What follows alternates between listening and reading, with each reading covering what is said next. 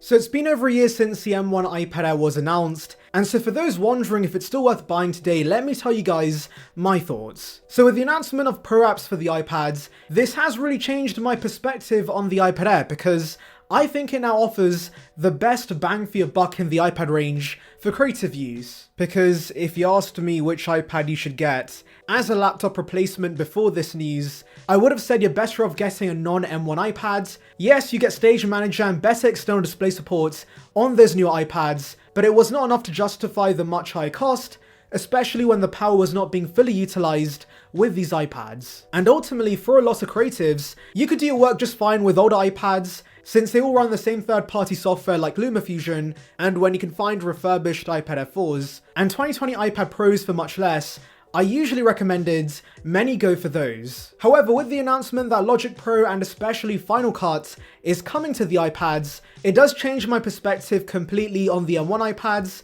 and makes the Air insane value. Because while Logic can run on iPads with A12 and above, Final Cut's only available on M1 iPads and above, and so for an up-and-coming creator, it's pretty crazy you can now get the iPad Air for around $500 and get access to some of the best pro apps on the market. And by the way, would like to remind you guys, like this video and subscribe for more content like this, it would be appreciated.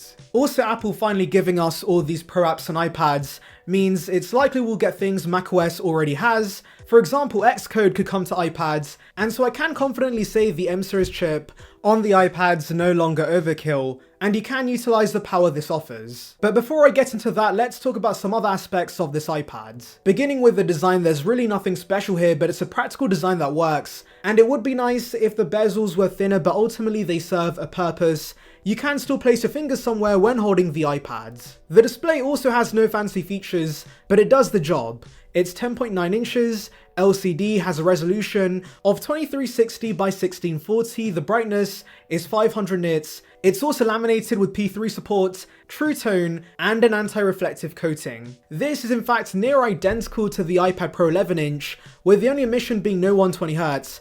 Now I know this may bother some techies who need that buttery smooth refresh rate, but I'll be honest, iPadOS is fluid enough where I rarely notice the lack of 120Hz, even as someone with an iPad Pro.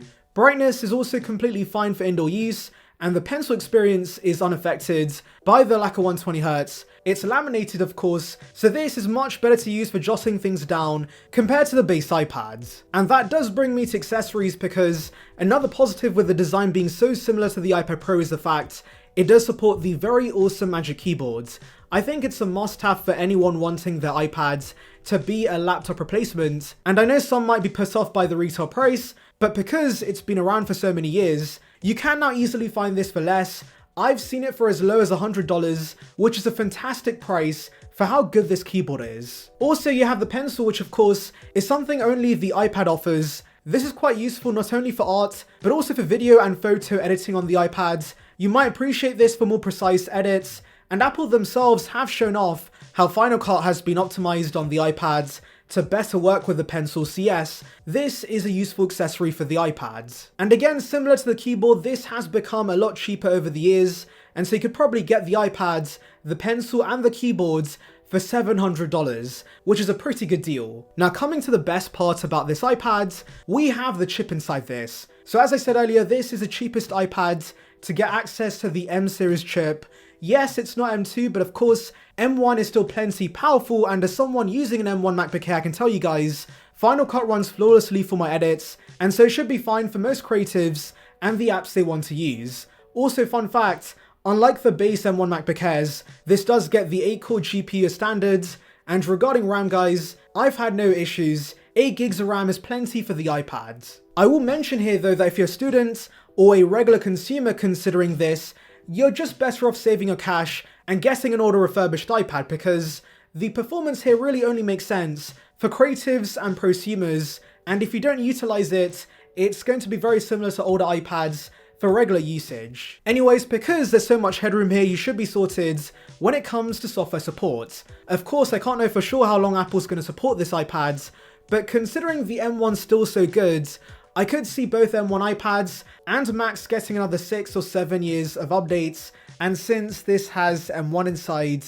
it's likely this iPad's going to continue getting all the new iPadOS features since remember right now non-M1 iPads do miss out on a few things. Yes, Stage Manager's not fantastic, but considering Apple surprised us with Final Cut and Logic Pro on the iPads, I'm a little more confident macOS-like features are coming soon to the M series iPads. Battery life is also pretty good, however I will say it's worse in my experience compared to other iPads, specifically the regular models. I'm not exactly sure why. Maybe the M1 inside does use a little more power, but for most people's needs, this should be fine endurance-wise. Now another plus with the Air is Type-C, because while this does not offer Thunderbolt speeds, it is still 2 times faster than most older iPads, with it supporting data transfers up to 10 gigabits per second. So yes, transferring images or video on this should be completely fine, and it does also support displays up to 6K resolution. Quickly touching on the cameras, Apple does recommend you to add footage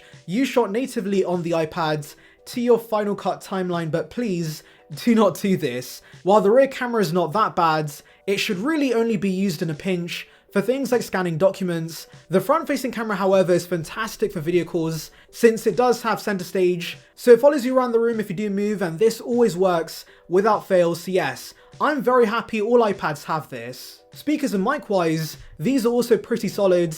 It's not quad speakers like the Pros, but it does surprisingly get close, whilst having 2 less speakers. Mics also have never failed on me for calls. In fact, here's a sample for you guys.